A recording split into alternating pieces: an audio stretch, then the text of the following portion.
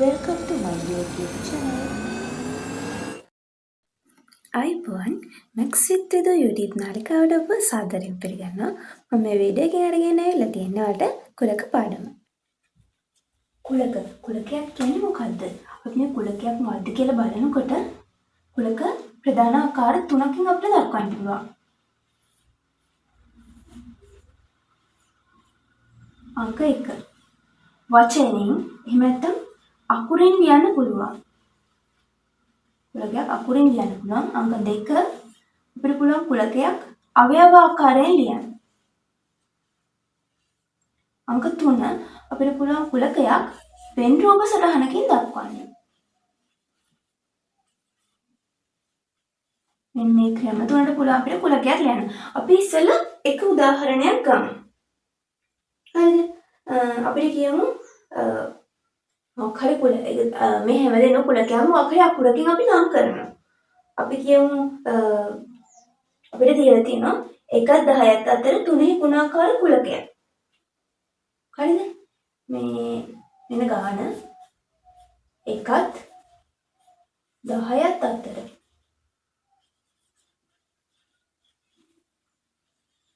තුනෙහි ගුණාකාර. හරිද? දැන් මෙන්න මේක තමයි අපිට දීලා තියෙන මේ ආකාරයේ මේ කුලකය මේක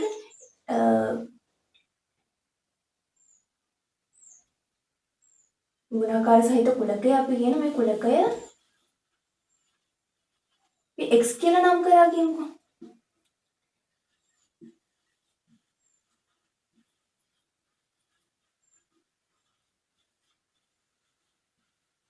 හරිද? අපිට x කියලා නම් කරන්න ඕනේ. ඔන්න මේ කුලකේ පළවෙනි අකුරෙන් ලියනකොට. එක හරිද අකුරෙන් ලියන අවස්ථාවකදී අපිට ඒක ලියන්න පුළුවන් x සමානයි වරහන් ඇතුලේ සමල වරහන් දාලා 1ත් 10ත් අතර තුනෙහි ගුණාකාර 1ත් 10ත් අතර තුනෙහි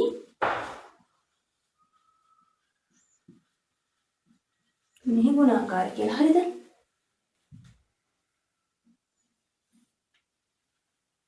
ඊපස්සේ දෙවැනි මේකේ මේ වරහන් ඇතුලේ දාලා දිනවා. මේ වරහන් වලින් කියන්නේ මේක කුලකයක් කියන එක. අපිට දැන් වරහන් ඇතුලේ ලියනවා නම් x සමානයි 1ත් 10ත් අතර තුනේ ගුණාකාර කුලකය කියලා ලියන්න පුළුවන්. හරිද? ඊපස්සේ අපි දැන් දෙවෙනි අංකයට යමු. දෙකේදී කරන්නේ අවයව. x සමානයි අවයව ආකාරයෙන්නේ. එතකොට 1ත් 10ත් අතර තියෙන තුනේ ගුණාකාර මොනවද උදාහරණ වෙන්නේ? එතකොට අපි වරහන් දැම්මා සමල වරහන. ඊපස්සේ 1ත් 10ත් අතර තුනේ කලකුම 3 අයිති වෙනවා. තුනේ ගුණාකාරකම 6 අයිති වෙනවා. 9 අයිති වෙනවා. ඔන්න අවයව ටික. කුලකේ තියෙන අවයව ටික ලියනවා. හරිද? අවයව ආකාරයේ. ඊට තුන්වෙනි එකේදී වෙන් රූප සටහනකින් දක්වන්න තියෙනවා. වෙන් රූප සටහනක අපි කියමු මේක මොකක් හරි හැඩයකට කළා. ඒක ඇතුළේ අපි මේ දීලා තියෙන මේකට අයිති අවයව ටික ලියනවා. ලියලා මේක අපි මේ අදාළ අකුරෙන් නම් කරනවා x කියලා. හරි නේද? හරි ළමයි මේ කුලක ජනන ස්වරූපය කියලා කියන්නේ කුලක ලියන්න පුළුවන් තවත් විශේෂ ආකාරයක්. අපි මේ කලින් උදාහරණෙම ගමු. මේකේ මම මේ කුලකය අපි a කියලා නම් කරා. හරිද? ඕනම අගයකින් අපිට කුලකය නම් කරන්න පුළුවන්. එතකොට මේ ජනන ස්වරූපයෙන් ලියනකොට කුලකය අපි නම් කරලා තියෙන a කියලා. a සමානයි සංගල වරහන් දැම්මා. ඊට පස්සේ මේ 1ත් 10ත් අතර තියෙන තුනේ ගුණාකාර කියන අවයව තියෙනනේ. ඒකට එන්නේ එක එක අවයව යන්නේ. එතකොට තුනේ ගුණාකාර කියන ඒවා අපිට විචල්යක් විදියට අරගෙන y කියලා මොකක් හරි අකුරකින් කැමති අකුර ගන්න අපි y කියලා ගමු. සාමාන්‍යයෙන් අපි විචල්යක් x y වලින් දක්වනෝනේ. ඒ හින්දා y කියලා ගත්තා. ඊට පස්සේ 32ක් තියෙනවා. මේක ඊට පස්සේ හඳුන්වන්න ඕන y කියන්නේ මොකක්ද කියලා. හරිද ළමයි? તો y අනු මොකද්ද? y කියන්නේ මේ තියෙන්නේ. මෙතන දක්වලා තියෙන්නේ y කියන්නේ තුනේ ගුණාකාරය කියලා. y කියන්නේ මොකද්ද කියන එක සහ පරාසය අදාළ වෙන්නේ ඉතුරු කොටසට. මෙතන දක්වන්න ඕන y කියන්නේ මොකද්ද? ඒතකොට y කියන්නේ තුනෙහි ගුණාකාරයක්. තුනෙහි මම ඊට මැදින් පහළට ලියනවා. y කියන්නේ 3 ගුණාකාරයක්. එතකොට මෙතන අපි පරාසය දක්වන්න ඕන.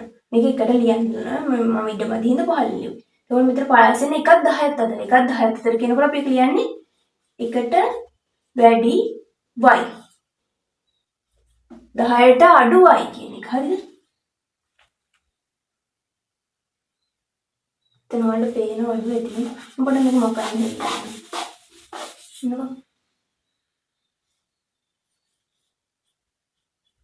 a සමානයි y අනු 3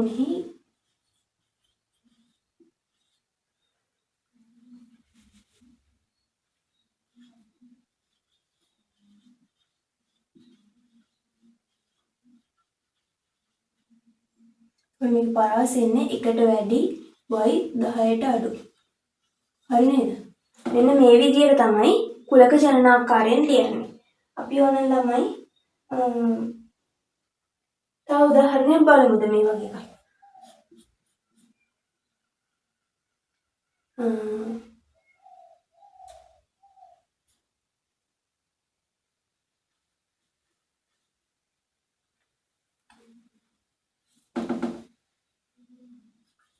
පහේ සිට 20 දක්වා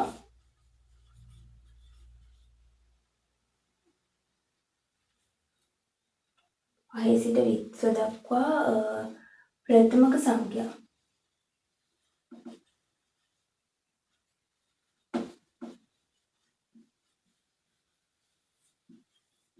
කුලකය අපි පීවේ කියලා ගමුකෝ.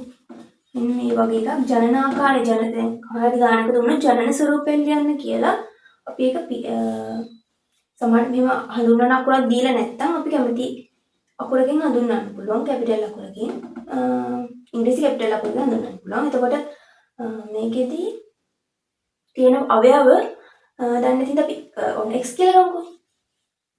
x දෙයක් තිබ්බා. එතකොට මෙතන x යනු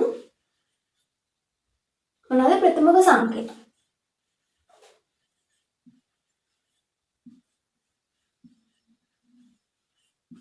හරි නේද? ප්‍රථමක සංඛ්‍යා. එතකොට මෙතන පරාස වෙන්නේ 5 සිට 20 දක්වා. 5 දැන් මෙහෙමදී 10ත් 1ක් 10ත් අතර කිව්වම 1යි 10යි අයිති වෙන්නේ නැහැ නේ. 1ක් 10ත් අතර කිව්වම 1 අයිති වෙන්නේ නැත්නම් 10යි අයිති වෙන්නේ නැහැ. ඒ විදිහට තමයි පරාස දීලා තියෙන්නේ. හැබැයි මෙතනදී බලන්න 1 සිට දැන් දෙන්නේ 1 සිට 20 දක්වා කියන්නේ 5 සිට 20 දක්වා කියලා. 5 සිට 20 දක්වා කොහොමද මෙතන 5ත් අයිති 20ත් අයිති.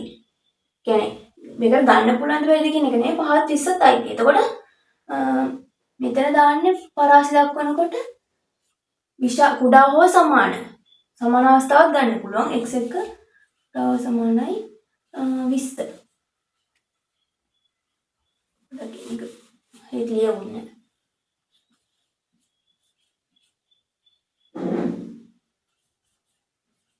සමානයි 20. හරි නේද? මේ විදිය තමයි දක්වන්න. ඊපස්සේ මේ පැත්තෙන් ආය සංඛ්‍යා වරහන වල වෙහෙන්නවා. මේ ආකාරයට තමයි කුලක ජනනාකාර ස්වරූපයෙන් ලියන්නේ. මම හිතනවා ඔයාලට මේ ක්‍රමය තේරෙන්නේ නැති කියලා. හරි අපි ඊළඟ කොටසට යමු. වෙන් රූප සටහනට අදාළ මාක් කරන විදිය බලමු. වෙන් රූප සටහනක මේ වගේ කොටුවක අපි මෙහෙම ලකුණු කරන මේක සර්වාත්‍ර කුලකය. හරිද? මේ වගේ ලොකු සුජු කෝණාශ්‍රයකින් සර්වාත්‍ර කුලකය මේකට අදාළ වෙන උපකුලක වෘත්ත වලිනුත් අපි දක්වනවා. හරිද? එතකොට මේ තියෙන මොකද්ද? මේකට කියන්නේ සර්වාත්‍ර කුලකය. මේ සර්වාත්‍ර කුලක තියෙනවා කියලා කියමුකෝ. එහෙම කුලකය අනික මේකට අපි කියනවා උපකුලකයක් කියලා. මේ කුලකය අපි ඕනම් A කියලා ලකුණු කරමුකෝ. මේක ළමයි වන්නේ A. එතකොට A වුණොත් අපි මේ කුලක දක්වන අවස්ථාවේදී ඒ කුලකය මාක් කරන්න කිව්වොත් ඒ කියන්නේ ඒ කුලකය සලකුණු පාට කරන්න කිව්වොත් මෙන්න මේ කොටස තමයි පාට වෙන්නේ. මෙන්න මේක. හරිද? දැන්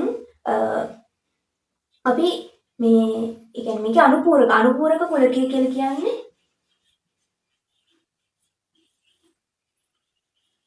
අනුපූරක කුලකයක් අපි හඳුන්වනවා. ඒ කියන්නේ ඒට අයිති නැති කුල. ඒගේ අනුපූරකය කියලා කියන්නේ A'. හරිද? ඒගේ අනුපූරක කුලකයක් අපි දක්වනවා. ඒගේ අනුපූරක නම් A dash. මොකද B C එහෙමවත් තියෙන ඒකේ අනුපූරක වෙනකොට dash එකක් එක තමයි අපි දාන්නේ. මේ dash කියන්නේ මේ වගේ ඒක උඩින් යදෙනවා. මේ වගේ පොඩි ඉරි. හරිද? එතකොට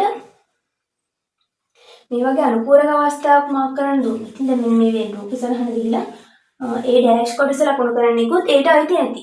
මෙන්න මේ ටිකනේ A මේක තමයි A. එතකොට ඒට අයිති නැති මේ වටේ කොටස. මේ කොටස තමයි ළමයි පාට වෙනවා. හරිද? මෙතනමයි අනුපූරක කුලකයක් කියලා කියන්නේ.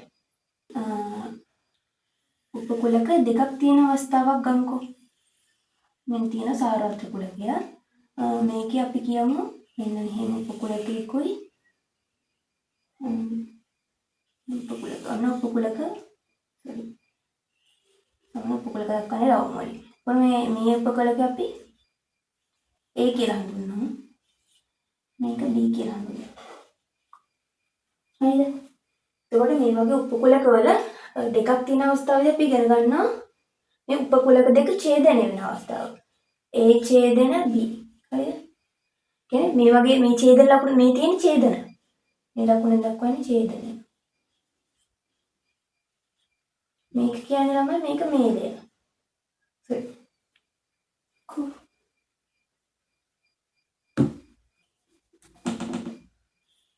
මේලය හරියට මාලය වගේ. එහෙම මතක තියාගන්න ඡේදනයේ මේලේ මාළු ළඟ ඉන්නවනම් මේලේ මාලය වගේ. මේලෙන් කියන්නේ දැන් A මේලේ B කිව්වොත්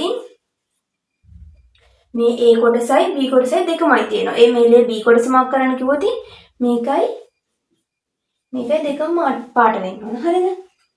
එතකොට ඒ ඡේදන B කියන අවස්ථාවේදී ඡේදනයකදී ළමයි ඡේදනයක් කියනවා නම් මෙන්න මේ A B ඡේදනය වෙලා තියෙනවනම් මේ ප්‍රාමයි මේ රම දෙකට එකතු වෙලා තියෙන අවස්ථාව දැන් මෙන්න මේ වගේ එකක්. මේ වගේ අවස්ථාවක් තමයි ඡේදනයක් වෙන්නේ. දැන් මෙතන ඡේදනයක් වෙලා නැහැ කියලා ඔන්න පේනවා. ඡේදනයක් වෙලා නැත්තම් ඒවා කියන්නේ එතන කුලකයක් නැහැ නේ. ඡේදන අවස්ථාවේ කුලකයක් නැහැ. ඡේදනය වෙලා නැහැ කියන්නේ. ඡේදන අවස්ථාවේ කුලකයක් නැත්තම් අපි ඒ වගේ එකක් අභිශූන්‍ය කියලා කියනවා. අභිශූන්‍ය අපි මෙන්න මේ වගේ ලකුණකින් දක්වනවා. බිඳුව මේ කැලකින් හරසිරි කැලකින් කපලා. හරිද? එතකොට මේකේ ඡේදනයක් නැහැ මේ වගේ වෙන වෙනම තියෙනවා නම් මේලේ කිව්වම මේලේ කුණාම මෙන්න මේ දෙක පාට කරා. හරිද? මේලේ අඳුර කරන්න කියලා දුන්නා. ඊට පස්සේ අපි ඡේදනයක් සහිත අවස්ථාවක් බලමුකෝ.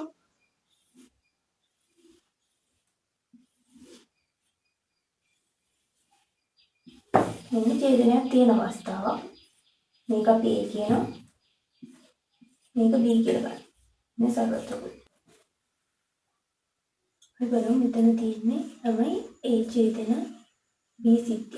ඡේදනය කියන්නේ එකතු වෙන අවස්ථාවක්. මෙහෙම දක්වන්නේ මේලේ මාලේ වගේ ඊට ප්‍රතිවිරුද්ධ අවස්ථාව ඡේදනය. හරිද? එතකොට දැන් මෙතනදී ඡේදනයක් කියන්නේ එකතු වෙන අවස්ථාව මෙන්න A මෙන්න B. හරිද? මේ තියෙන A කොටස ළමයි. මේ තියෙනවද මේ B කොටස. එතකොට A ටයි B ට දෙකටමයි තියෙන කොටස තමයි මෙන්න මේ ටික. එතකොට A ඡේදන B අඳුර ගන්නකොට අපි ලකුණු කරන්නේ මෙන්න මේ කොටස. හරිද? එතකොට තමයි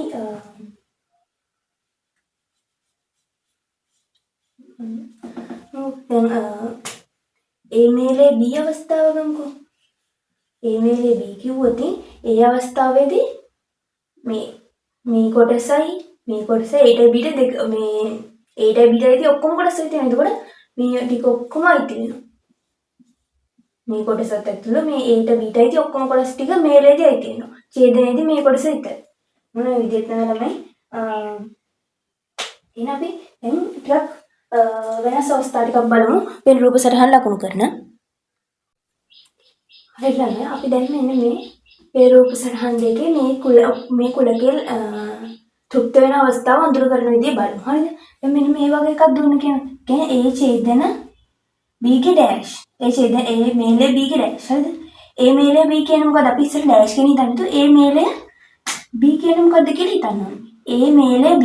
A කියන්නේ මේ කොටස. අපි ඉස්සර ඉගෙන ගත්තා B කියන්නේ මේ. ඒ කියන්නේ A මේලේ B කියන්නේ A ට හා B ටයි සියලු කොටස්. ඒකට මෙන්න මේ ටික තමයි මේ ඔක්කොම ටික තමයි අයිති වෙන්නේ. මේ ටිකයි මේ කොටස අයිති වෙනවා මෙන්න මේ මැද කොටස අයිති වෙනවා මේ කොටස. මේ ඔක්කොම ටික අයිති වෙනවා A මේලේ B කිව්වම. A මේලේ B ගේ ඩෑෂ් කියන්නේ මේ ටිකට අයිති නැති ප්‍රතිවිරුද්ධ කොටස. ඒ කියන්නේ මේක ලියන්න පුළුවන් අපිට 1 ඍණ A මේලේ B කියලා. මේ වගේ සමාන වෙනවා 1 ඍණ A මේලේ B. කියන්නේ සාරවත්‍ර සිද්ධිය අපිට එකක් කියලා ගන්න පුළුවන්. හරිද? එක තියරියක්. එතකොට ඒ අනුව අපිට අනුපූරක කුලකයක් තිබ්බම ඒක ලියන්න පුළුවන් 1 ඍණ ඒකේ මේ අවස්ථාවේදී. හරිද? මේ ගණන් හදද්දි මේ කොටස වන වෙනවා. ඒක මම ගණනක් එක්කවලු කියලා දෙන්නම්. මේ වගේ එකදී අපි හිතනවා මේ කොටස ඇතුළේ කොටස හිතුවා ඒක අයිති වෙන්නේ මොකද්ද? මේ කොටසයි මේ කොටස මේ ටික. ඒතකොට මේකේ ඩෑෂ් වෙනවා කියන්නේ ඒකට ප්‍රතිවිරුද්ධ කොටස. ඒතකොට ප්‍රතිවිරුද්ධ කොටස අඳුර කරන්නේ කොහොම? මෙන්න මේ ටික තමයි අඳුර වෙන්න ඕනේ. තේරුණාද? මෙතන වලට ඒ කොටස තේරෙන්නේ නැති කියලා. අපි යමු දැන් ඡේදන අවස්ථාවට. දැන් A ඡේදන B ඩෑෂ්. A ඡේදන B කියන්නේ මොකද? මෙන්න මේ මැද කොටස. මෙන්න මේක. හරිද? එතකොට A ඡේදන B ගේ අනුපූරක කියන්නේ මේකට අයිති නැති අනිත් ඔක්කොම කොටස. අන්න ඒ වගේ අවස්ථාවලදී මේක තියෙද්දි අපි මේ කොටස මාක් වෙනවා. මේකේ කොටස මේ පැත්තෙන් B ගේ කොටස මාක් වෙනවා. ඒ වගේම මෙන්න මේ සර්වත්‍ර කොටසත් මාක්. එළියෙන් තියෙන කොටස. ඒ පොකුලගේ අඬ අයිති නැති එළියේ තියෙන කොටස ඒ ඔක්කොම මාක් වෙනවා. ඒ කියන්නේ මේකට අයිති නැති අනිත් ඔක්කොම සර්වත්‍ර කුලකේ තියෙන ඔක්කොම සිද්ධි ටික මේ ඔක්කොම කොටස් ටික අයිති වෙනවා. මේ ඩ්‍රොප් මාක් කරලා. හරිද? දැන් මේ පොඩි වෙනසක් තියෙන මෙතන තියෙන මේලය මෙතන තියෙන ඡේදනය. මේ මේලය ඡේදනය ගොඩක් ළමයි මාරු වෙනවා. ඒක මාරු කරගන්න නැතුව කරන්න මතක තියාගන්න මේලේ හරියට මාලේ වගේ. එතකොට අමතක වෙන්නේ. හරි අපි දැන් ඊළඟ කොටසට යමු.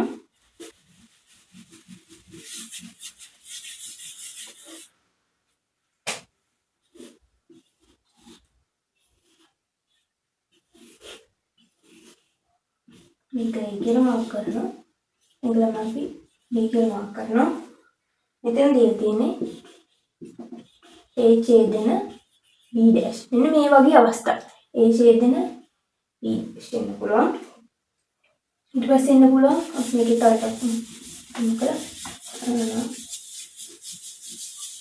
එකක් කුලක දෙකක් දෙන අවස්ථාව වලට සාමාන්‍ය කුලක දෙකක් වගේ තමයි ඉන්නේ. හදිසියෙන් තමයි තුනක් වෙන අවස්ථා ඉන්නේ. මේක A මේක B. මෙතනදී පොඩ්ඩක් වෙනස් වෙනවා. A ඩෑෂ් ඡේදන B අවස්ථාව. හරිද? මෙන්න මේ සිද්ධිය. මේ වගේ එකදී අපි අඳුර කරන්නේ කොහොමද? ඒ කියන්නේ A ඡේදන B කිව්වම දැන් ඊට වඩා වෙනස් මෙතන A ඩෑෂ් කිව්වම. B ඩෑෂ් කිව්වම. හරිද? B ඩෑෂ් කියනකොට B කියන්නේ මේකනේ. B ඩෑෂ් B කියන්නේ මෙන්න මේ කොටස. හරිද? මම මේක වත් කරන්නේ මෙන්න මේ කොටසනේ B කියන්නේ. එතකොට A ඡේදන B ඩෑෂ් කිව්වම A හා B ට අයිතිනේ. A හා B ට අයිති හැබැයි කෙනෙකුට තමයි A ඡේදන B කියන්නේ. හැබැයි B ට ඩෑෂ් කිව්වම B ට අයිති නැති කොටස. මේ තියෙන්නේ B ගේ කොටස. හරිද? එතකොට B ට අයිති කොටස මේ වගේ එකදී B ඩෑෂ් කිව්වම කෙලින්ම අයිති ගන්නේ B ට අයිති නැති A ගේ කොටස කියලා. B ට මේ වගේ එකකින් කියන්නේ මොකද්ද? B ට අයිති නැති A කොටස. එතකොට B ට අයිති නැති A ගේ කොටස වෙන්නේ මෙන්න මේ ටික විතරයි. මෙන්න මේ ටික නේ. අඳුර කරලා පෙන්නන්න. මෙන්න මේ ටික තමයි A ට අයිති B ට අයිති නැති A ගේ කොටස. දැන් මේක ගත්තොත් A ඩෑෂ් ඡේදන B කිව්වොත් A ට අයිති නැති B ගේ කොටස. A කියන්නේ මෙන්න මේක. A ට අයිති නැති B ට අයිති කොටස. ඒක මෙන්න මේ කොටස තමයි මාක් වෙන්නේ. මේ වගේ එකදී මතක තියාගන්න එක A ඡේදන B කිව්වොත් ඒකේ අදහසනේ A ඡේදන B ඩෑෂ්. B ට අයිති නැති A ගේ කොටස. A ඩෑෂ් ඡේදන B කිව්වොත් A ට අයිති නැති B ගේ කොටස. ඔන්න ඔය විදිහට තමයි අඳුර කරන්න තියෙන්නේ. මම හිතනවා ඔයාලට මේ කොටස තේරෙන්නේ නැති කියලා. හරි අපි ඊළඟ කොටසට යමු. හරි ළමයි මේ කොටසෙදි දීලා තියෙන්නේ A ඡේදන B ඩෑෂ් නොයි A ඩෑෂ් ඡේදන B. අපි ඉස්සෙල්ලා ඉගෙන ගත්ත මේ උපකුලක අවස්ථා දෙක මේකට අදාළව මේකේ මේලය. ඒ කියන්නේ මේ දෙකේම තියෙන සියලුම කොටස්. අපි දැන් මේක එතකොට මේ කොටසින් බලලා මේ කොටසින් බලලා මේලේ තියෙන්නේ. මේලේ කිව්වම මේකේ සියලුම කොටස්. හරිද? අපි මේක බලමු. එතකොට ඉස්සෙල්ලා කිව්වා A ඡේදන B ඩෑෂ්. A ඡේදන B ඩෑෂ් කිව්වම A ට අයිති B ට අයිති නැති කොටස. A ට අයිති B ට අයිති නැති කොටස කිව්වම මෙන්න මේ කොටස තමයි අයිති. ඊට පස්සේ මේකෙන් කිව්වම ළමයි Aට අයිති නැති Bට විතරක් අයිති කොටස. මේක කියවෙන්නේ Bට පමණක් අයිති. මේකෙන් කියවෙන්නේ Aට පමණක් අයිති. ඒකට මෙතන තියෙන්නේ මේලය. හරිද? මේලේ. ඒතකොට මේලේ කියන්නේ මේ අයිති සියලුම කොටස්. ඒතකොට මේක හරියට මොන මාක් කරලා. දැන් මෙතන ඡේදනයක් තිබ්බ කියමුකෝ අපි. මේක ඡේදනයක් වුණා කියලා. ඡේදනයක් වුණාදී අපි මේකට අයිති කොටස මාක් කරා. මේකට අයිති කොටස මාක් කරා. ඡේදනය කිව්වම නම් මේ දෙකටම අයිති කොටසනේ. ඒ කියන්නේ මේකට අයිති කොටස මේකයි දෙකම අයිති වෙන කොටස. මේක හිම කොටසක් තියනවද? නැහැ. ඒ කියන්නේ මේක ඡේදනයක් වුණා නම් මේක අනිවාර්යෙන් අවිශූන්‍ය අවස්ථාවක් වෙනවා. ඔයාලට ඒක වෙන් රූපයෙන් පැහැදිලි කරාම තේරෙන්නේ නැති මේකට අයිති කොටස අපි මේකෙන් මාක් කරා මේකට අයිති කොටස මේකෙන් මාක් කරා. එතකොට මේ දෙකටම අයිති සිද්ධියක් නැති හින්දා මේක අවිශූන්‍ය වෙනවා. මෙන්න මේ කියන්නේ මේක මෙතන තියෙන ඡේදනේ මේ කියන්නේ මේ ඡේදනේ කියවෙන්නේ මේකෙන් කියවෙන්නේ ඒ ඡේදන B නේ. ඒ ඡේදන B මේක හරි. මේ මෙතන තියෙන වෙනම කොටසන්නේ. ඒ ඡේදන B ඩෑෂ් ගේ ඡේදනය ඒ ඩෑෂ් ඡේදන B. මෙන්න මේ සිද්ධිය. හරිද? එතකොට එහෙම අවස්ථාවක් නෑ. ඒක අවිශූන්‍යයි. ඡේදන A ඒ රූපෙන් පැහැදිලි ගන්න පුළුවන්. එතකොට මේ හැමතැනම තියෙන ඡේදන. ඒ හින්දා A ඡේදන A' කිව්වම ඡේදන අවස්ථාවක් නැති බිඳුවයි B ඡේදන B' කිව්වම බිඳුවයි. ඒ හින්දා මේක අභිශූන්‍යයි කියලා අපිට ගන්න පුළුවන්.